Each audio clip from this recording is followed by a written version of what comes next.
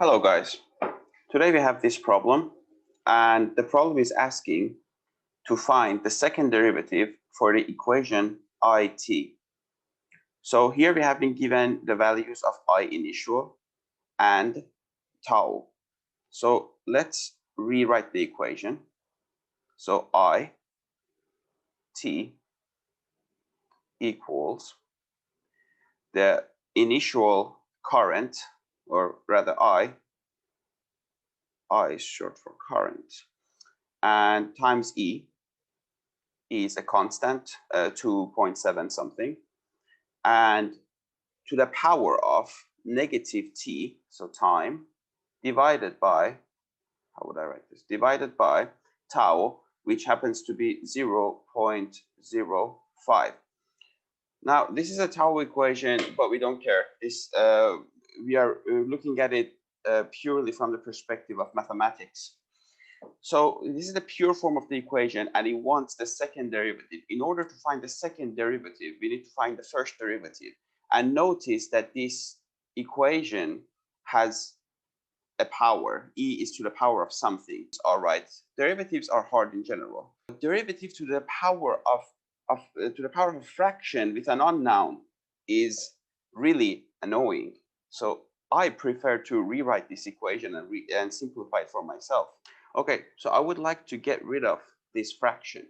So if we just go ahead and purely zoom in on this part, so I'm just going to move the problem a little this way, and I'm just going to rewrite this fraction so that we can just purely focus on this fraction. Okay, so I want to get rid of this fraction. How would I do it? First of all, I would like to get rid of this 5, this decimal. So in order to do that, I would like to multiply this by 100. And if I multiply the denominator by 100, I must also multiply the denominator by 100. And this would produce a negative 100t divided by a 5. So 100 times 0.05 is 5. And 100 divided by 5, that would just give us a negative 20t. Perfect. Now we got rid of fraction and we went to just a single power. So let's rewrite that. Equals 4.6 times e to the power of negative 20t. All right, now it's a piece of cake. So let's get the first derivative first. All right, so we have d dt, so first derivative, or I'm sorry, I just like this notation, but hey, for the first derivative, you could write it this way as well. You could write I prime t. This is also acceptable, and this is also acceptable. So depends on your preference, but yeah, 4.6 times e to the power of negative 20t. Okay, so that equals what? So how would I do this? Okay, so the product rule. The product rule indicates that if two variables are being multiplied with each other, like, or two numbers, for example, y times, I don't know, t. Okay, so what it's saying is that you don't have to do this, but this is just easy. But if you say that y is f and t is g, then you may write that the derivative of y, so f prime, times t, so t as it is, not the derivative of it, plus t prime times f as it is, not the derivative of it. Okay, so that's the product rule, and that's how you get the derivative of it. So then we also have one more, which is the chain rule. So the chain rule is saying that, for example, if you have a number, let's say y to the power of, I don't know, 3b, for example, then we would do the same thing again. We would give this a variable f, and we would name this g, just so that we are consistent with the formula. So the chain rule is saying that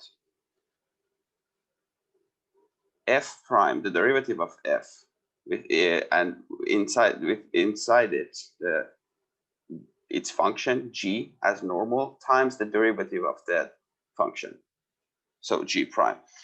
You would write this as, so y to the power of x. So we take its function away, that would be f, and 3b would be our g.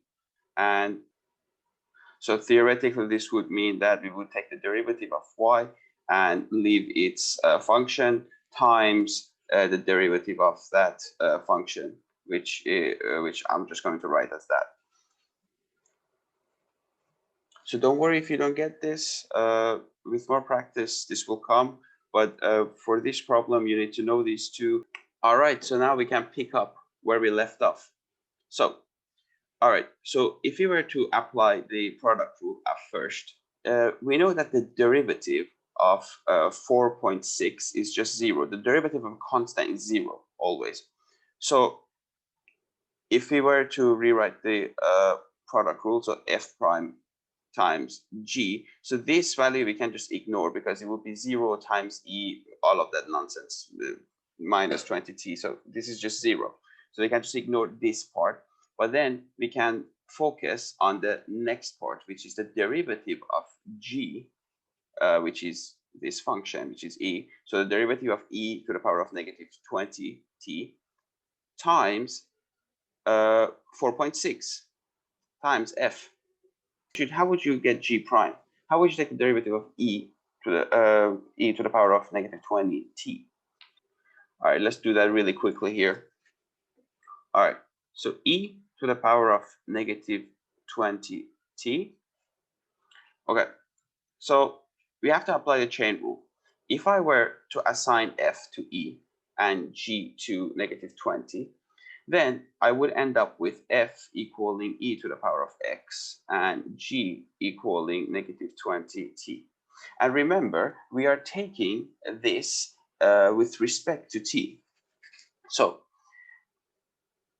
the rule of the chain rule was that we take the derivative of f and we don't touch the inside function times the derivative of the function. All right, so the derivative of e to the power of x is just e to the power of x. And then we just write the x because inside we have to write the function, right? The function, which is negative 20t, times, now the derivative, now this is easy. The derivative of negative 20t will get a 1 times negative 20, which is negative 20. That's it. And that's it. So the derivative is negative 20e to the power of negative 20t. All right, so now we're ready to solve the problem. So we established that f prime times g would result in a 0. Therefore, we decided to focus on f times g prime. All right, so 4.6,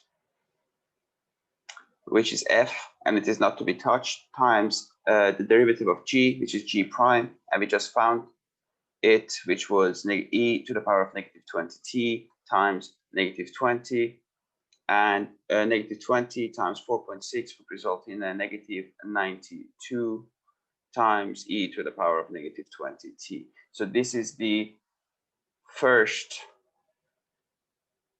derivative. This is the first one. All right, but the question is asking for the second derivative. Okay, so now we are trying to find the second derivative of 4.6 times e to the power of negative 20t with respect to t. And this is basically the equivalent of the derivative of its first derivative that we just found, which is negative 92 times e to the power of negative 20t. Okay, now it should be very easy for us to find this derivative since we are very familiar with the rules and how the function behaves. So again, the first part of the product rule can be ignored since it results to a 0. But the second part, which is f, which is negative 92 times the derivative of g prime, which again, if we follow the chain rule, the derivative of e is just e, and the function within doesn't get touched, which is negative 20t, times the derivative of negative 20t, which was negative 20. And negative 92 times negative 20, let's put that in the calculator, results in 1,000 positive 1,840 times e to the power of negative 20t, and that is the second derivative. So let's write that over here. Let's write it exactly how it is. It has written it, so it has written it in this format. I prime t would equal 1,840 times e to the power of negative 20 t. And if you want to write it in the original format, which was this one, very easy again. So we would just rewrite it as the constant does not change, times, but instead of e to the power of negative 20, we just write it how it was. If you recall, it was negative t divided by negative 0.05. And they're both correct. Thank you, guys.